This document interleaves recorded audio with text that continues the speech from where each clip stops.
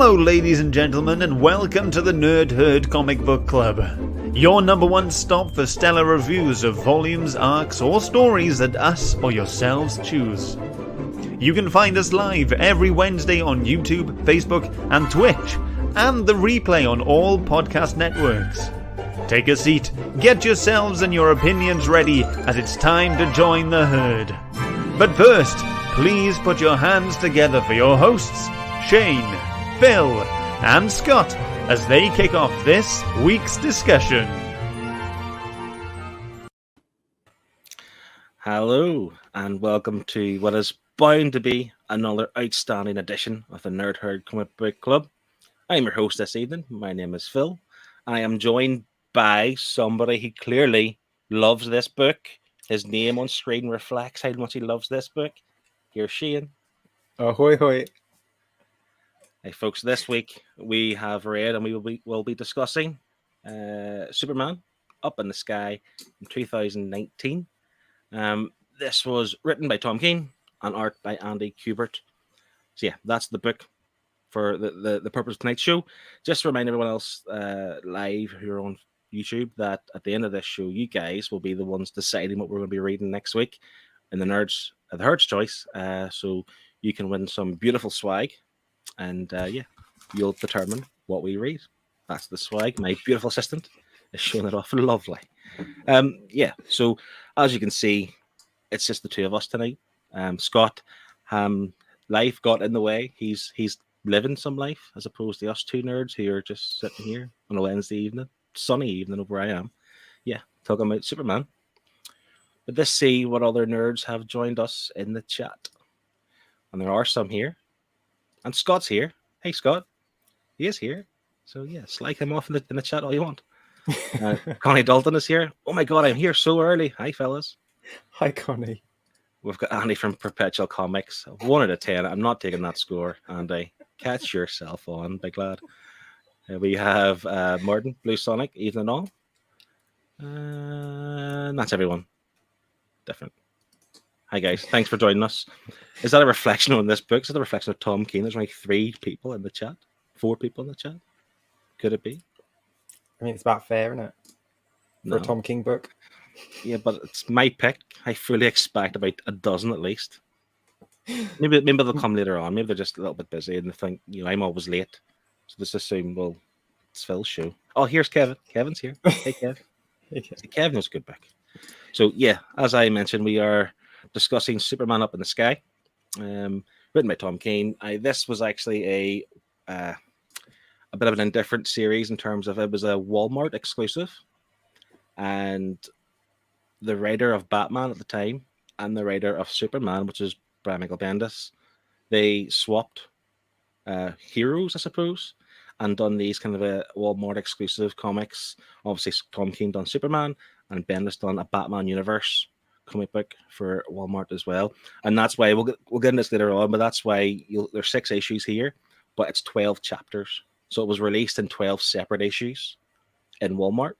But here in the UK, we don't have Walmart, obviously, so they condensed the 2 chapters into 6, into each book for 6 issues, and that's why we have it. But it was released perfectly fine, normally as normal comic books are here. Just in America, it was Walmart exclusives, and it was a big hit, huge hit. I have a good feeling about this one this week. So yeah. Give a brief synopsis, shall I? Basically, this little girl, a foster girl, is abducted by an alien race, and Superman has this kind of inner turmoil to decide, should he go and save her, or should he stay at home because he's needed at home as well. He is obviously like Earth's protector and so on and so forth. And so he decides to take that journey to save this little girl because he is her favorite superhero.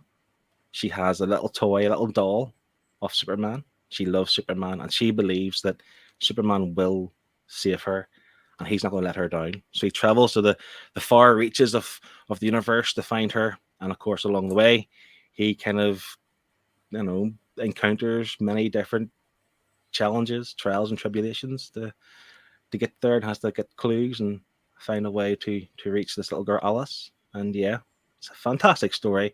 10 out of 10. Thanks for joining us, folks. See you next week. Shane, We can end it there if you want to end it there. We should. That's the positive. The positive. Initially, go ahead, Shane. Tell us what you really think about this book. Oh, this book is terrible. This is the hands down the worst Superman book I've read, and I've read all the Elseworld stories, and this is absolutely atrocious. I mean, Tom King has no right picking up a pen and paper.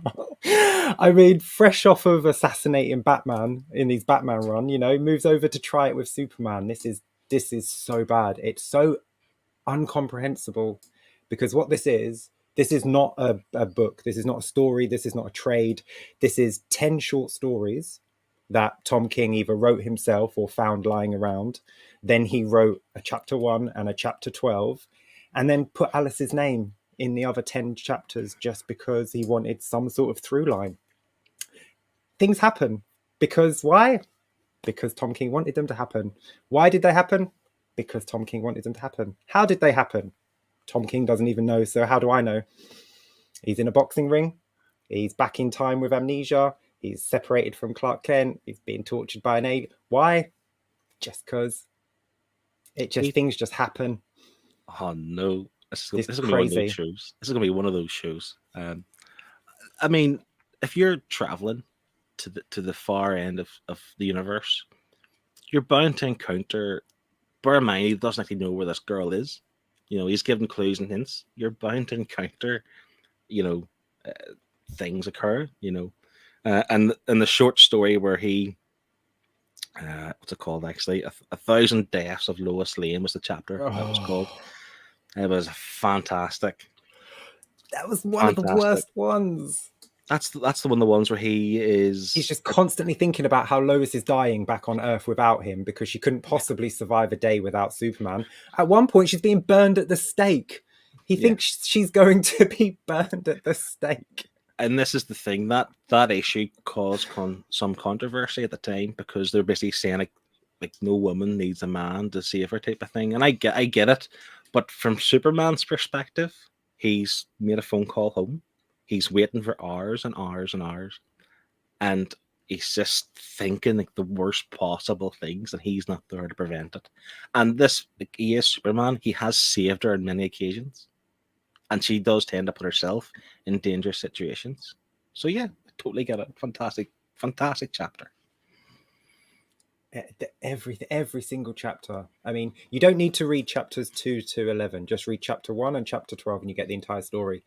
Will he go to save the girl? Of course he will. He's Superman. Does he save the girl? Of course he does. He's Superman. End of story. That's it. That's it. That's all you need to know from this story. How he gets there is completely irrelevant, because it doesn't even tell you. He just appears. It's like 1 minute he's in a boxing ring, then he's not in a boxing ring. He's back in time. He's split from Clark Kent. He's on a random planet. He's on Apocalypse talking to Darkseid, making a deal. Then he's being tortured by some alien, and he's saying, "No, sir, no, sir, no, sir," over and over and over again. And it's just like, shut up. It's the worst thing. This is not a coherent story. It is just a bunch of short stories. And had it been packaged like that, here's a dozen short stories about Superman that I wrote when I was 9, here, have at it. Fair enough. But it's meant to be like one coherent story, and it's not. Yeah, I think to be fair, I do kind of... No, I don't see where you're coming from, but I understand it, I suppose, in terms of like being Walmart exclusive. I think DC were trying something different to try and, don't just sell books to the comic market. They're trying to put books in the supermarket for young kids to pick up who don't read books normally. And they were trying to kind of do this with their two biggest heroes, their two biggest sellers, I suppose, in Batman and Superman. And yeah, so 12 weeks, 12 separate short stories, but still formed a very coherent, linear story. You take Alice out of any of them. You take the fact that he was looking for Alice out of the 10 middle shorts. What changes? Nothing at all. But I feel like I need to explain this like play by play. Like the boxing fight, which was fantastic, by the way. Like Superman in a boxing ring. But who's Maito? Who is he? That's who it is. The guy is Yeah, but Mado. who is? But who is Mado? he? But he knows who Superman is. Why don't we know who he is? Why wasn't it Lobo? Again, I don't know. It's just this random guy that we've never heard of, who Well, knows Superman and knows all his weaknesses. you're not gonna- How does this happen? How does he convince him to get into the ring with him? But Don't know. Happened off screen. he doesn't know his weaknesses. That's the whole point in the fight. He says you can't use your. I can't remember what way they worded that. That you can't use your kind of Super strength and your invulnerability super only. strength. Yeah. So, and he obviously had information of where Alice is. So that all ties into Alice. Yeah, but how did Superman find him? We don't know. He's just in the ring when the chapter starts. The Green Lantern Corps, like not really the first issue. The Green Lantern. The Green Lantern Corps. Yeah, they sent everyone out. Oh, so we're just to assume that every chapter is because of a Green Lantern. No, the first chapter was the Green Lantern. Okay. Okay. So then he landed into the part where they put this thing in his head, and he had all these visions and stuff in the past, and he was talking to Alice, and he was getting clues as he went along. So the boxing ring was just the next clue. The guy knew the next part of it, and I said, "I'll fight you for it, and if you beat me, I'll tell you what I know." So Superman fought him and beat him, and was told what he knows. But see, that's out of character for Superman, is it? He's not going to beat the snot out of a guy for information. He's not Batman. And he didn't, though. That's the thing. He fought him, and he was going hit toe-to-toe, yes, but he was also nearly defeated. And it wasn't until the other guy, Mado, realized he couldn't put him down, and he just kind of give up. Okay, I'll tell you. Great. Yeah, but Superman still would not pick a fight with someone for information. That's out of character for Superman. I should also say that this book isn't in continuity, so there may be some differences to what you know of as Superman. But yeah, I thought that was a fantastic. I thought they're all fantastic short stories. Like even the next one after that, where he was found floating in space, injured, and have this healer who's going to heal Superman, but realizes like if he does, he could die himself because it's too much power, too much stuff that's going to take to cure Superman. But then he has this kind of connection, and he realizes how like important Superman really is to the universe, how much good he's done in the past, realizing he's probably going to be needed more than himself going forward, and he sacrifices himself to save Superman. Brilliant. That was heart-wrenching. That was fantastic. Okay, yeah, that was okay. But again, that could have been in any issue. That could have been that was not relevant to this story. It was just a short story about an alien finding. How did Superman end up like that in space? Don't know. Happened off screen. This is my problem with it. Everything happens off screen. Everything happens before the issue starts or after the issue ends. We never get to see it. We don't get to see what injured him to that extent where he's floating in space. You did see it. It was somebody blasted him. The healer was able to he had the flashback of why Superman was floating in space. See, every story tells you a reason why they're there at that point in the story. I just think you didn't want to know, Shane. I just think it's like Tom Keen. Forget about it. I'm not reading it. No. Okay, how did Luke get amnesia and go back in time to the 1940s into World War II? He gets sucked into like some sort of vortex stroke black hole, but send him back in time. Just a random vortex black hole. Okay. Yeah. Happens all the time in space. There's all random black holes. And what relevance is that to the story? What did it add? No, but everything you put in a book needs to push the story forward. How did that push the story forward? Remove that issue from the... In that particular issue, 100%, although it kind of... how do you put this? I don't know what I'm trying to say. Like, he inspired that Easy Company, or whatever they were called, that battalion, in a way, which obviously then went to win World War II. Not them themselves, obviously. But for me, it's just one of those things. If you're traveling to the far reaches of space, and then you're going to like fall into difficulty, and it's not going to be like it's going to be completely random. Things could happen that you just can't explain, and that's one of them. Sucking the black hole is one of them. And well, how did he get separated from Clark Kent? Lightning bolt. Oh, a lightning bolt. And if you remove that issue from the story, does that push the story forward in any way? What relevance does it have to the book? it's again, that issue is actually really good, I thought, because it's like saying here's Superman as the Kryptonian, and here's Clark Kent as the human, and together they're I understand what they're going for. They're That's- showing that they're both weak without each other. They're actually each other's strengths, the humanity and the Kryptonian. I get that. But what I'm saying is, what does it add to this story? This is a story about saving a girl who was kidnapped by an alien. He's portraying that Superman is Superman. Like, But we know this. It's on the cover of the book. It says it right there, Superman. yeah, that's just a name. It's just a name. I mean, this is what makes Superman, the fact that he has these powers of a Kryptonian god type of thing, but he's still very human. And the fact that he's struggling to decide to go to save this little girl, because he's saying it's one little girl. I could leave the Earth and I could be, Yeah, I understand the parts of the story. I understand every individual chapter, and I understand what they were going for. They were showing his resilience. They were showing his intelligence. They were showing his hope, his heart. They were showing all that. I understand what that was. What I don't understand is how it represents a whole story. The only story here is chapter 1 and chapter 12. The rest are irrelevant. And don't get me started on the Flash Superman race, because if Scott was here, he'd have the exact same issue I have. Superman is not faster than the Flash. he is. Especially not if he takes a bloody break to rejuvenate, and then no. No, he won the race. There's No, he no didn't. way around it. Like, if No. Superman and Flash race, the winner of the race, whoever the writer tells is the winner. That's it. No, There's no way around it. But then by doing that, by making Superman faster than the Flash, you have made Flash completely irrelevant. Because the point of him is that his power is speed. But if someone is faster than him on the same team, then what relevance does he have? Because Superman can just do everything Barry can do then. Yes, he can. And better. There we go. The Flash is irrelevant. He likes the Flash. Like, really, he actually likes the Flash. The Flash You're lucky Scott's not here. He's one of those pants DC characters about. I did like. I'll tell you what I did like. How about that? Yes, tell some positives.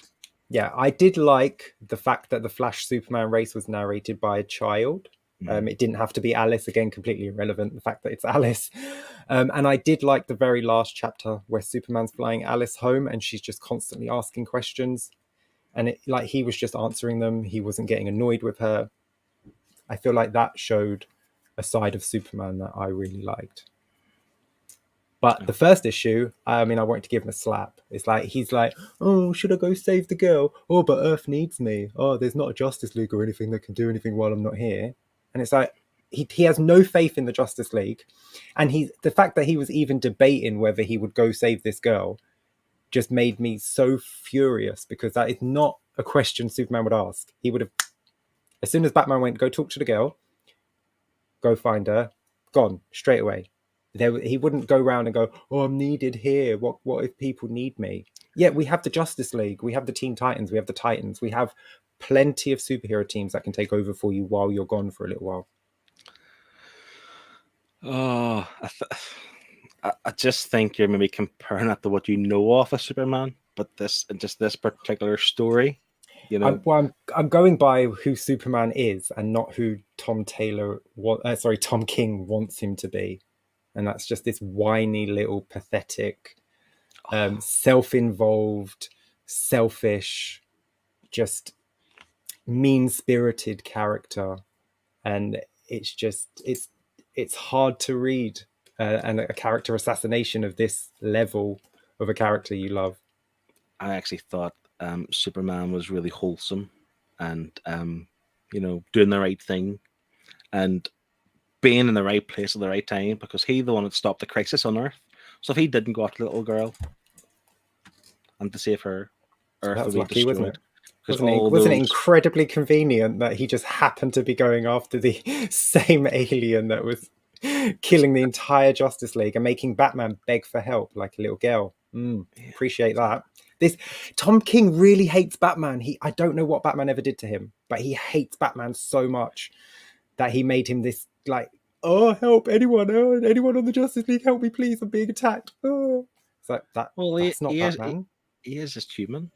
And he's being crushed by like a robot from Batman. space. But it's Yeah, Batman. I love Batman goes toe to toe with Darkseid and Doomsday. He's not scared of a robot. Yeah, but this is like killer robots that the girl's been abducted, so they could use her DNA to kind of build these robots so they're indestructible to humans. Okay, but Wonder Woman's not human. Hawkman's not human. Martian Manhunter's not human. It's like you. I'm sure The story some. made I'm, this. sure, I'm sure some robots were destroyed in the battle. You know, I'm sure they won some battles within. You know, This story felt like it was written by a child who just thinks Superman is the bestest at everything. You know, he's smarter than Batman. He's faster than the Flash. You know, he's the bestest at everything. But he's not. and he's But also really funny. not. Like I like the part in I think it was the last issue where the girl Alice just kept asking like a million questions, like who would want to fight between you and Batman, and he's like the Joker. It's like I took it to mean that he would, even if he had to, he would squash Batman, and the Joker would be happy because Batman's gone, type of thing. But then obviously he does say that he would let Batman win because Batman needs to win. But I thought it was hilarious. Speaking of, that is my page. If you want to move on to the art. Yeah, we'll go into the art. I'll just say hello to Jack Talks Comics. He's joined us, everyone. I'm going to ignore all the rest of the chat because they're all being quite negative, and I'm already feeling attacked. Why. I'm already feeling attacked in this episode, so I'm going to ignore all the negative stuff. If you want positive stuff, go watch the Amber Heard Johnny Depp trial Fallout or something. It's more positive than this, that sounds of things. So more entertaining than this book. Oh my goodness. Anyway, so let's go into the art. Before we talk about the pages, we'll just go into the art in general. My thoughts on the art, to be fair, it's Andy Kubert. There's Adam Kubert, there's their sister, and their dad. They were all artists. Am I right in thinking? Okay. I know there's another. I didn't know there was like 4 of them. Yeah, I think I could be completely wrong. Anyone in the chat who aren't posting negative comments, let us know if there are 4 of them. I think there is. But basically, like, I like the art throughout. But one thing I didn't like, and the only note I have here is the faces. Every face was huge. Like, every face was big. If it wasn't just like Superman having this kind of big, broad, I don't know, face, and then you had Wonder Woman had chubby cheeks. I know she was eating a burger. But then Lois Lane had chubby cheeks or else high cheekbones. I just couldn't get past like the inability to draw a pretty face or any kind of even rugged face. It was all kind of quite weird. But I thought the art throughout was fine. Yeah, it was scratchy in places, but I like it. Yeah, it was serviceable. Serviceable. Much better with the aliens, because I don't know what that alien's meant to look like, so you probably nailed it. But when it comes to the human form, yeah, you should not do that anymore, please. Yeah, I did think the faces were quite bad. And you're right, the aliens and the monsters and the kind of long arms and whatever, they were quite cool. I thought, but yeah, human faces, no. But yeah, we'll go into the pages and we will do yours because you mentioned it. Yeah, so I picked the page that you mentioned. Yeah. The little girl asks, Alice asks who would win in a fight between you and Batman. And after he says Joker, he says Batman would win. And she's like, no, I'm being serious. Who would win? And he's like, Batman would, because I would let him. And she's like, why would you let him win? And he's like, oh, he's been through some stuff. Like, he's had a hard life and it would mean a lot to him.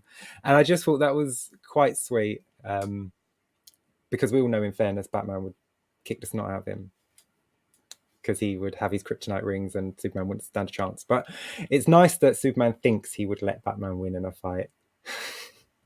And it looks quite good here, because Batman's face is covered. As you can see, like, Superman's there.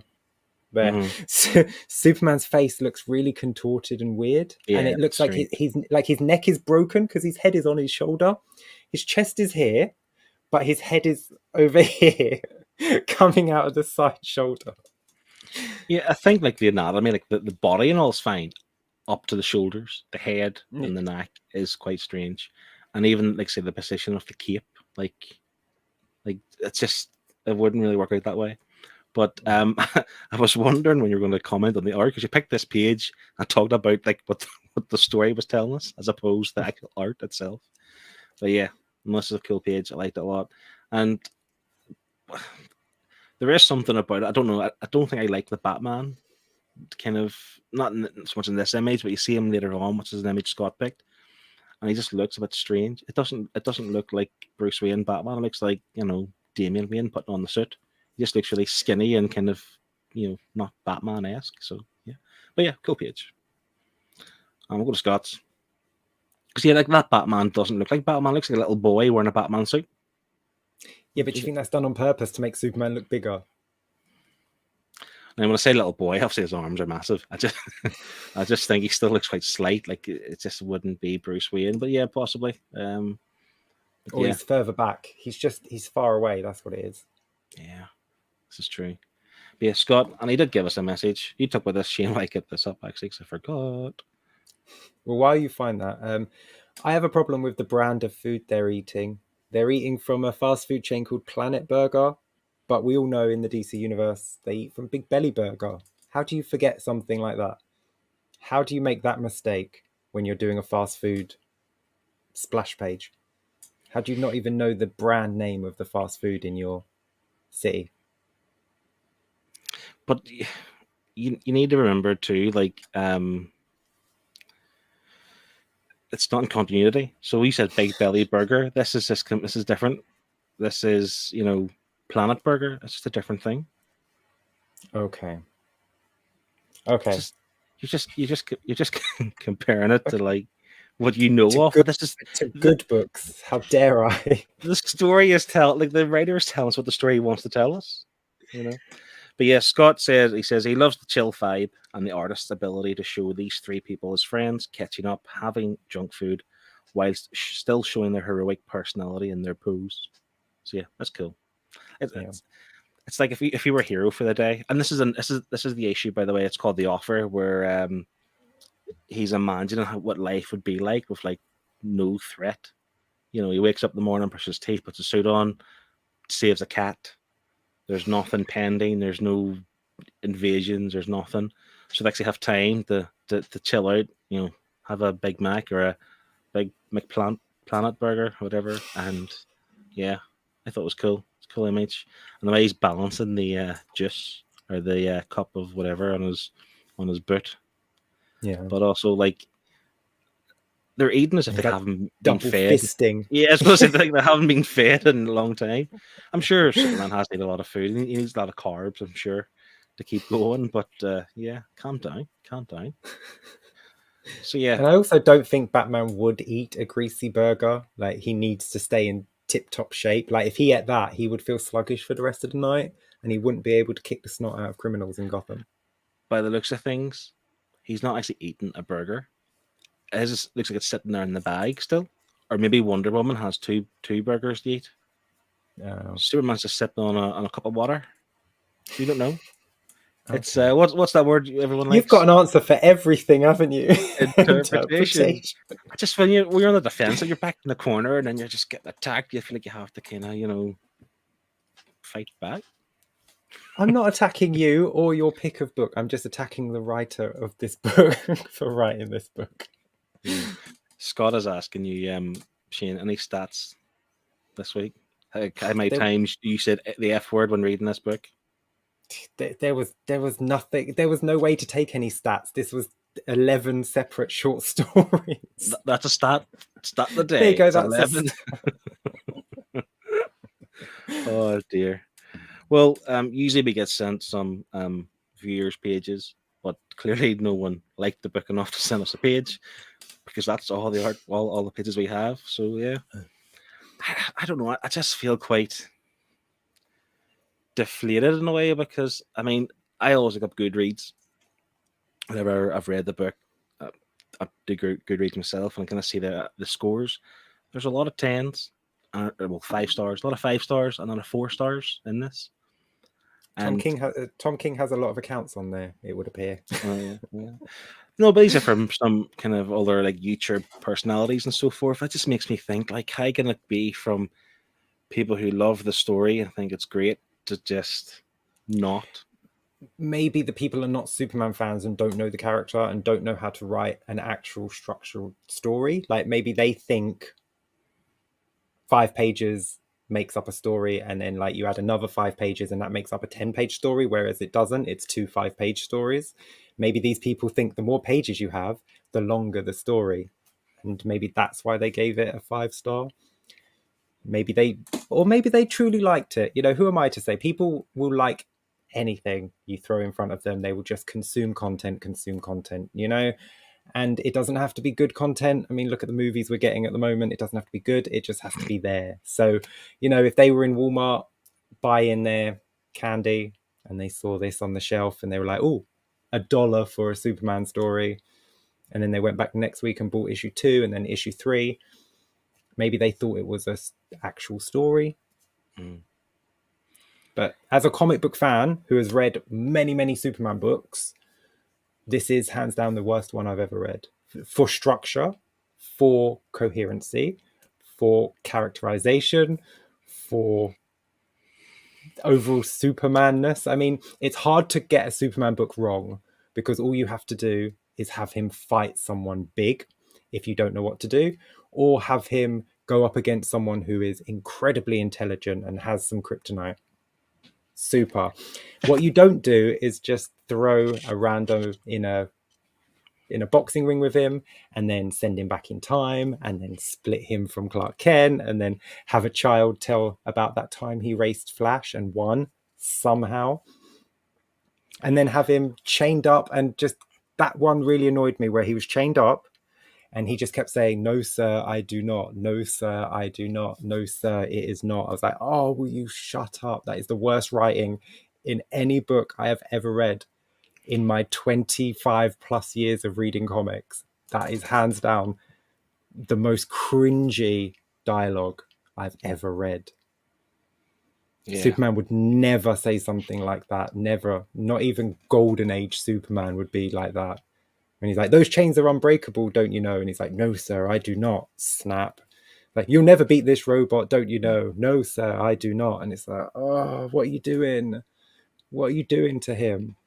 Like, Tom King, his goal is to assassinate the characters that people love. And he tried with Batman and almost succeeded, you know, with that whole Wedding of Batman storyline that everyone just... And now he was given Superman and he's like, click, click, got him in my scopes. How am I going to assassinate Superman here? That's just, no. See, the problem is, sorry to interrupt you, but the problem is some of these short stories are good. Mm-hmm. The problem is that they are in this book and they are not just a short story added to the back of an Action Comics or added to the back of a Superman story. You know, like if they were extra stories just that you'd get once a month in an ongoing series, you would appreciate them because it's like the Tales of Superman, you know, or the Trials of Superman. Fantastic. But as a structured book, it makes no sense whatsoever. Just saying hello to some folks who arrived in. Nate, Liam has arrived in. What have I missed? I don't know how to describe what you've missed. A lot. And Highland You've missed G. 2 of the biggest fans of this book discussing it. Yeah. And Highland G is here a bit late, just joining now. So yeah. I agree that, to be fair, that it is quite, what's the word to describe, like bitty in terms of like every short story, which I actually thought they were all quite good in their own right, obviously makes up this kind of story overall.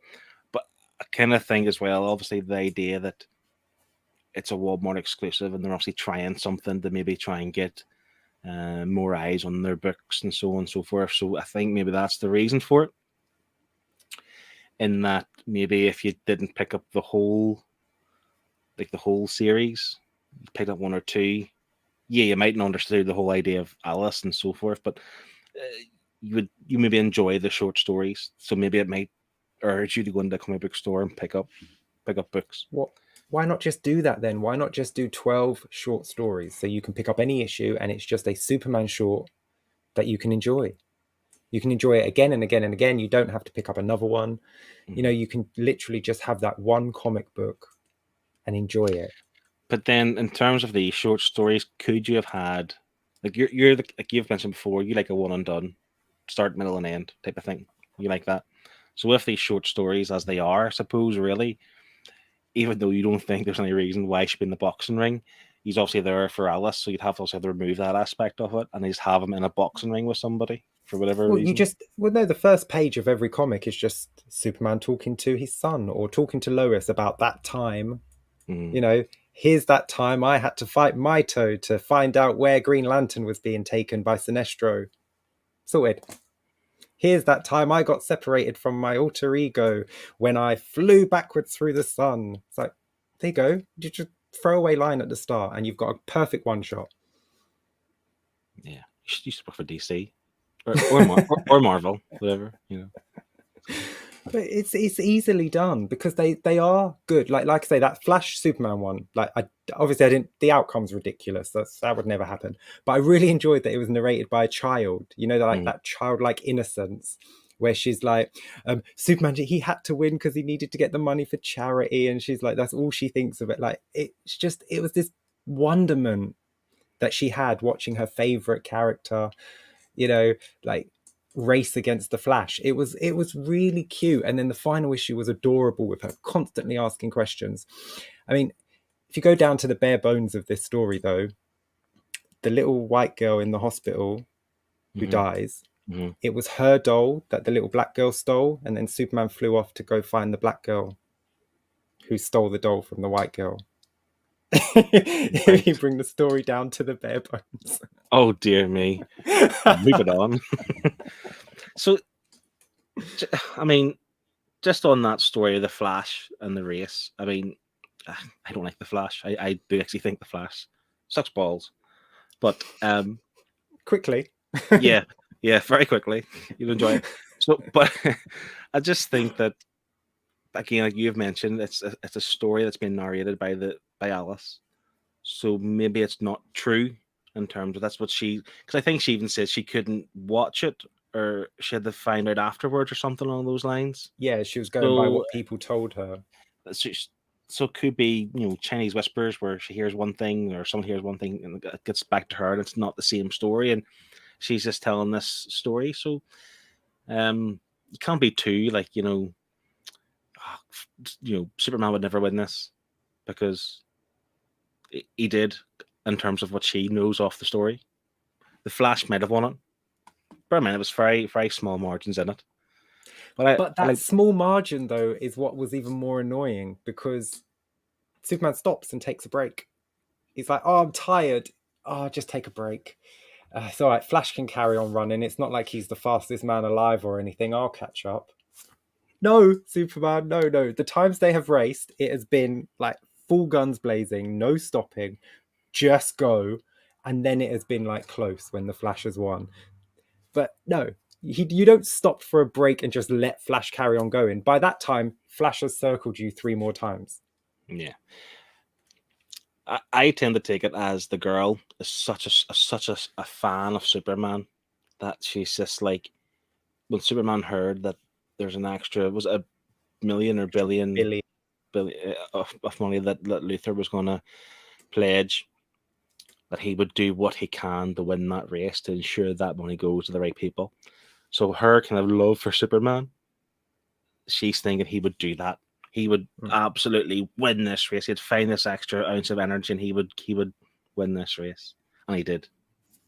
So yeah, that's what I take from it. Just this little innocent little girl who has this opinion of Superman. And that would have made more sense had she not said, oh, I read about it in the Daily Planet because I read Lois Lane's articles all the time. So then Lois Lane's biased, you know, it's just, that's his wife. It's, of course she's going to say. But Lois Lane isn't going to lie and say Superman won a race when he didn't. It will if it makes Lex Luthor put another $1 billion into charity. Yeah. Yeah. It's just, it's sad because, like I say, they are good standalone short stories. From the fight with Mito, which is great because it shows Superman's perseverance, the fact that he will never give up, he'll never back down. And then you have the World War II where even without his memory, he still wants to do the right thing. He still knows he's a good guy. He still knows he's on the right side because it's just ingrained in him to do the right thing, no matter who he is or where he is. And it's, yeah. And the one I didn't like, it's the same as me, I bet you, is when he went to Darkseid. Didn't like that one. And made a deal to kill someone to save someone's life. Now, I know he had no intention of keeping his word, but the fact that he would even make that deal makes no sense whatsoever. And then he somehow saved the alien, because in the last issue he goes back there and he's alive. To be fair, that happened over here. Look, I can see it happening. It's happening right here. Oh, you missed it as well. Oh, that's too bad. Tom King knows how it happened, though. He just doesn't want to tell you. Happened over there. Yeah, but this is the thing too, and I agree. That's the one I have the big question mark over. The idea that he was even contemplating doing it. You know, he was sitting beside him with the dagger or whatever it was, and he was thinking about it, and he was trying to convince himself that this is for Alice. I'm sure she wouldn't like that. As a Superman fan, she wouldn't like him killing someone for her and her name type of thing. And I agree, but also like what I mean, Darkseid's pretty dumb. If he's just like, Superman goes away, comes back, killed him. It's like, oh, okay, I believe you. Don't show me a body. That's it. He doesn't believe him. He doesn't believe him. That's what he says. He says, when he says, "Did you do it?" and Superman says, "Yes," he says, "I don't believe you." And Superman says, "Well," he says, "I either did it or I didn't. Either way, he's broke his word. You win." Yeah. Either way, I've broken my word, so you win. And Darkseid's just like, apparently that's enough. Darkseid's so bored. He's just like, yeah, it's fine. All right. Here's where Alice is. Darkseid is. You know. Yeah, but he gets enjoyment out of actual torture and punishment and stuff, and just having Superman break his word. Does he really care that much about him just breaking his word? Because it doesn't come back at all. Superman doesn't like cry to Alice, "I broke my word for you." Nothing comes of it. He wouldn't put that guilt on the little girl who's just been saved from space. No. Yeah, just catch up with some non-negative chat here tonight. That was quick. Yeah. Blue Sonic was asking, wasn't this the digital first series that came out at the start of the pandemic? No, it came out before it. It was a Walmart exclusive. They were released in the Walmart stores, but obviously in the UK over here, we got them as normal kind of monthly. I think they were monthly or bi-weekly, I'm not sure, issues. Highland G is saying here, it was strange how they flipped their writing teams to do these Walmart books. Would have made more sense to use the same team working on the main book as a gateway to them reading the main book. And that makes sense if you're going to have, if you're trying to get extra eyes on the book and people in the stores to buy them, you would surely have, like, you know, even like a side quest for Batman, like Tom King on Batman. But I mean, it's either Tom King or Brian Michael Bendis. I mean, it's like, it's shit in either way you look at it. And it really, it's like both of them assassinating Superman. So, you know, you've got one that cares about the character a little bit, enough to keep his hope alive and make sure that he stays Superman a little bit throughout the book, or you've got Brian Michael Bendis, who has no intention of making Superman and just wants to crush him into the ground and ruin any possible legacy the character has ever had. So it's a lose-lose situation.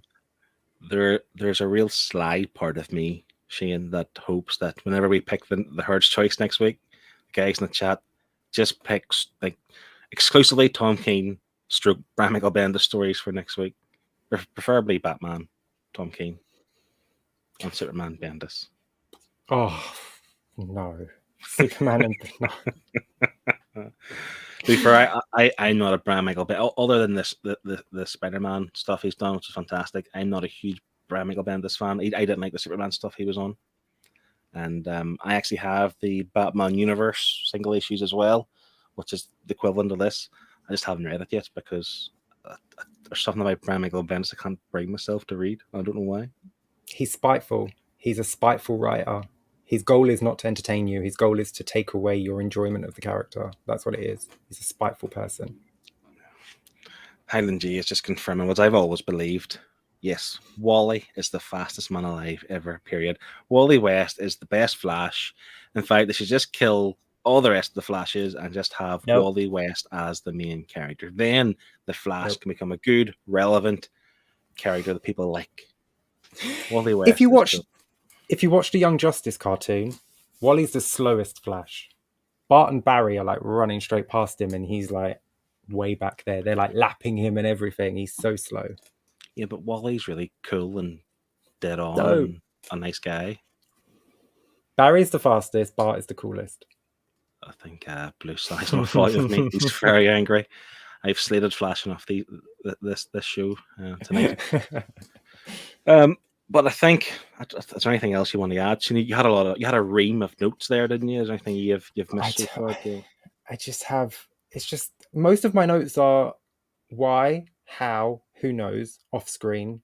It's just question marks after everything that happens in this book, because it just happens.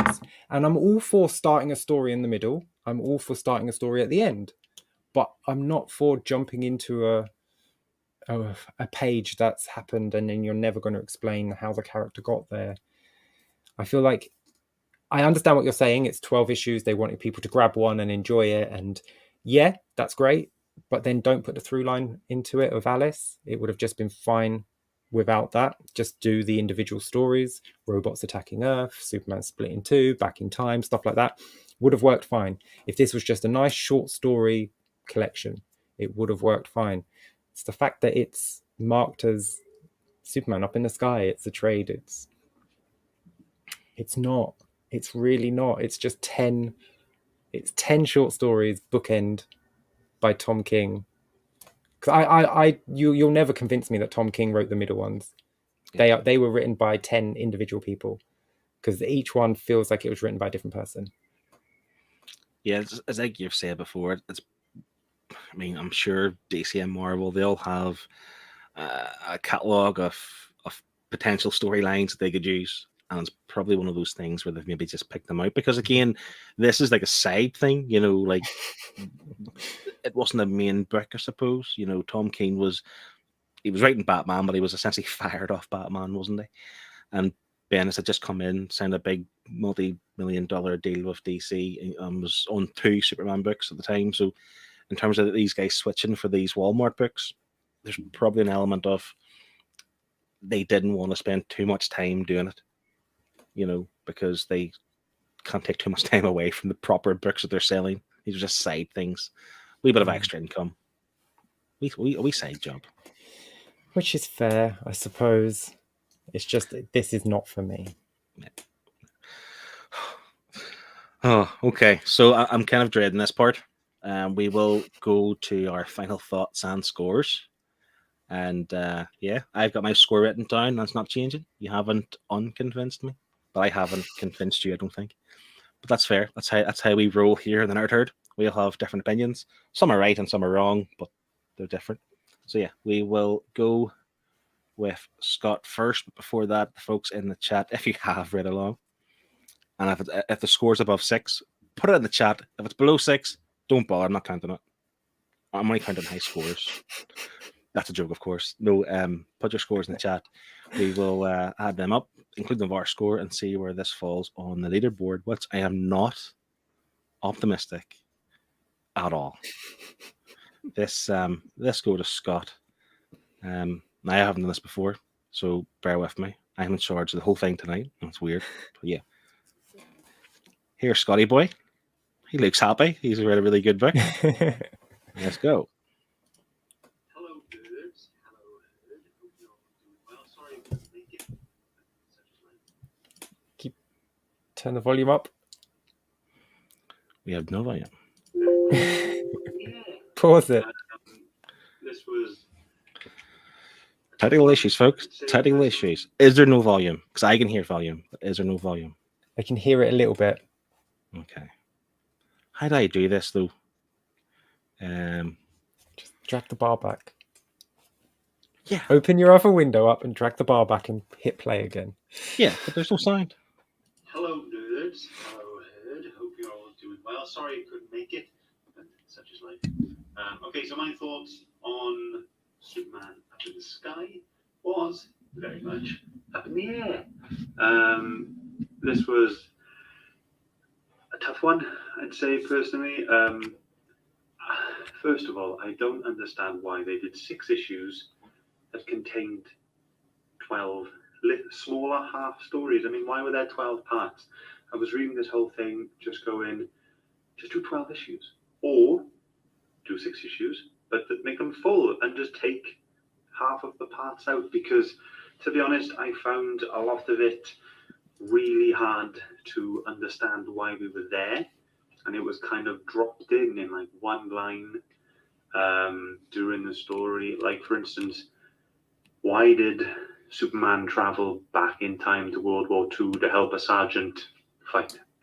I didn't, yes, they mentioned something about him falling through a hole, a black hole or something, but it just made no sense to the kind of continuation of the story. It was really hard for me to kind of engage with this and follow along and really understand where I was. I thought maybe we were missing like tie-ins. There were other things I should be reading. Really confusing. Really couldn't get on with it at all. There were 3 issues I liked. The one where Superman was in the phone center waiting for a phone call to connect with Lois, and during that time he would, think about all the ways that she could die while she wasn't there. I kind of understand and go on with that kind of worrying mentality.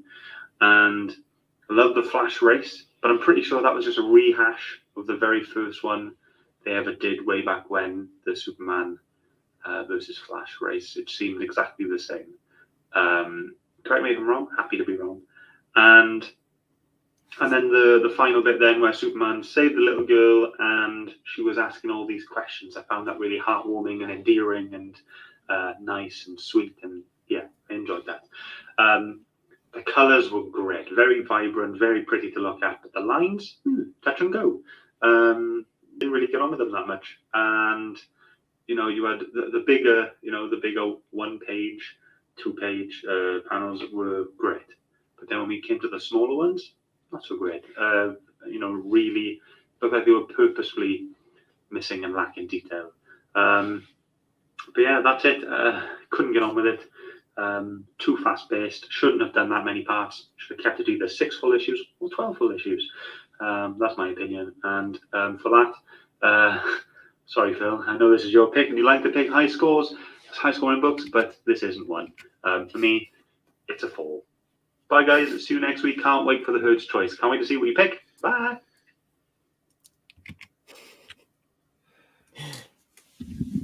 Well, he was bloody generous, weren't he? Go away. What are you doing to me? Oh, okay. So, Phil, this is nothing against you or the quality of books that you pick, because I love most of the books that you pick, okay? You know how high I score the books you pick normally, okay? So this is nothing against you. This is terrible as one story, as a coherent story, as a trade, as 6 issues, whatever you want to call it. It is not good. The individual stories, like I say, I enjoyed most of them. The fighting, I do wish it was Lobo.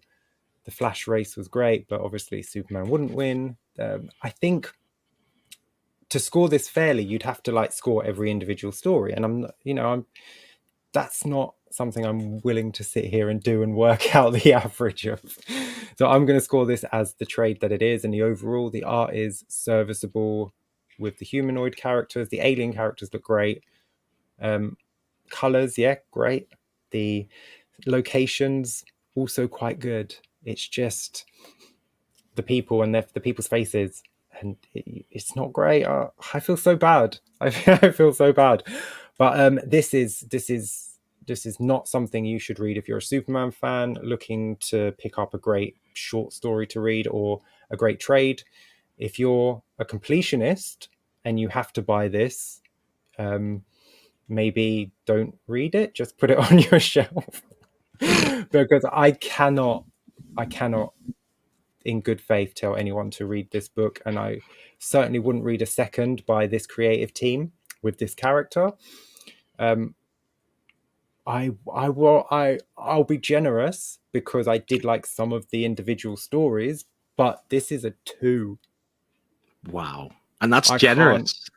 can't. That's because some of the short stories are okay, Wow. but overall, this is no. I'm sorry, Phil. Don't hate me. I don't hate you. I just think you need to read the book properly next time. Yeah, I'll read it like this next time, and then I'll score it higher. Yeah. No, just the chat's jumped up on me here at some point. Chris from Off My Shelves had jumped in. Says, Tom Keane and his 12 obsession. Bless him. Something impactful involving 12s must have happened when he was in the CIA, when he was super spy for 5 seconds. He was in the CIA for 5 seconds. Yeah, but wasn't he like a desk clerk? He wasn't like an agent. He was like a filer or something, or an intern. He wasn't an actual agent. Yeah, he wasn't like, in the heart of Russia trying to doing some recon. But yeah, he is fond of a 12 issue maxi series, I suppose, really. And this was 12, I suppose. Just 6 issues with 12 chapters. But yeah, we've got 1 score so far, and Liam has asked that. Don't forget, Andy's 1 out of 10.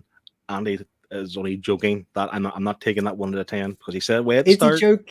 Is he joking though? Because he did comment on Instagram his score as well. Yeah, but so if he's joking, he's going out of his way to make sure it's posted everywhere. This joke, this very unfunny joke. I mean, should I include the 1 out of 10? He gives the score when we weren't asking for scores. Is it? Should we include it? You tell me. Ask the chat if they should include it. Should we include Perpetual Comics 1 out of 10, which is clearly a joke and not at all a real score? Because Andy would not do that to me. Or Tom. He's the only one that's read it. In all fairness, no one else has read it and commented. So, all right. So we won't include it. But no one else has read it and no one's scoring it. So don't forget to tell people to pick a book for next week. So, folks, before I go into my really high, super high 10 out of 10 score, this is your chance now. We don't know what we're reading next week. So please put your picks in there. I'll try and collate them as I give my score and put the little wheel thing. And if it's selected, we will read this book and you will win some swag. So you have about 4 minutes because I'm going to talk in depth about how great this book was and why my score is so high. I do have Morton's score. Someone's mentioned in the chat. I've got Morton's score down, but we'll get to that after mine. So, folks, I really like this. Like, I genuinely like this book. Bear in mind, I read this when it first came out, the first few issues, I should say, and it was something that, admittedly, I did put in the back burner. I'll get back to that at some point. But I think I read the first 3 issues, which would be the first 6 chapters, and I really enjoyed it. I was always going to come back to it. And it was a book that I had on my Nerd Herd list for a long time because I honestly thought that everyone here would appreciate it because it's not trying to be it's not trying to be a real serious kind of story. There's a little girl that's trapped, and Superman has this kind of inner turmoil, and yeah, it explains to me as someone who doesn't know Superman that well. Maybe that's one of the things you were saying earlier on. I don't know Superman that well, and this kind of gives me more of what I would expect Superman to be. This kind of noble, kind of sacrificing himself and to do the right thing. And of course, for me, the story all comes full circle, and the fact that he is in the right place, the right time to stop this crisis on Earth. I just enjoyed the story, and you're right. The 12 or the 11 different chapters, if you want to call it that, they could be its own separate one shot with a fleshed out story. But I enjoyed all of them, most of them. Sorry, I should say that the if not an angel, that was the dark side one, was a bit strange. But everyone else, the rest of them were all really, really good. And I'm not going to lie, I did like the idea that Superman beat the Flash really easily because, like I say, the Flash had a head start and Superman still won. But yeah, I'm a fan. The art's okay, but I'm a fan of the story, I suppose. Not so much the way the story's written, not like, it could be anyone else, but I just like the story of this and the way it was put together. Yes, it was bitty. Yes, it was stop start, but I think I've done a good job explaining everything. So I've give this an 8 out of 10. I don't care what you say. That's my score, and I'm sticking to it. So I'll use fair. 4s and your 2s. You just don't know what you're talking about. But yeah, that's my score. So, we've only got Martin's. So with Martin's 4 out of 10, my 8, Scott's 4, Shane's 2. That gives us an average of 4.5. That's disgusting. That's my lowest ever. I think somebody's playing funny buggers here. So we know it's not the top 10, but here's the top 10 anyway. That's the current top 10. Whereas I would rank this obviously joint 8th. Go back. Where is it? Go back to the. You would not put this on Ghost Rider on Ghost Rider's level. No. I would. No. I would do it even more so Night of Spite. I was joking. No. I genuinely liked it. But yeah, so let's see where it comes in the overall leaderboard. 26. 26. Knocks Nameless and Onslaught Unleashed down. At least not bottom. That's something, isn't it? Scott did say in the chat earlier on somewhere, like, Phil, take your ego out of this book. You know. I mean, you knew this wasn't beating Deceased, didn't you? You must have known. It was never going to be Deceased. Yeah, but yeah. So we have. I should be putting these in. Bear with. So we have Shelf Storage. I actually have already put in. That's from Beth. That's Beth's pick. We have It's a Bird from Highland G, and Kevin Wells has picked All-Star Superman, which I'm not sure who is the writer of that. I feel we deserve a good story. Go away. Connie has picked Made in Korea. I've heard good things about that. Sonic has picked Reckless. Off my shelves, Chris has picked Hellboy. I've that a few times now. And Wednesday Spoiler, thanks for joining us. We have already read Monstrous from Image. Do you want to put volume 2 down? Let us know if you want to put volume 2 down in that. I'll give you about 15 seconds because... And you forgot Liam's Mighty Morphin Power Rangers? Oh. Okay, so is that everything? I'll go through them again. Shane, if you want to just check the chat for me. We've got Mighty Morphin Power Rangers Volume 1, Shelf Storage, It's a Bird, All-Star Superman, Made in Korea, Reckless, Hellboy, and I've got Monstrous so far, but we'll give a few more seconds yet to determine if Volume 2 is what you want us to read. Let us know. Yes, we read Monstrous back in season 1. Season 1, yeah, we covered and it was a viewer's pick as well. Was it? It was. Was it? Who was it actually? Picked that? Wasn't Rich? Was it? No. Who was it? I can't remember. That's really bad, isn't it? That just shows how many guests we've had on. Too many to remember. See, Wednesday Spoiler has said Volume 2, so yes, here we go. So I will add this to the stream. There's all our little things. I'll give it a little shuffle, shall I? Yeah, give it a shuffle. There we go. 1, 2, 3. Something good. Come on. Good luck, everybody.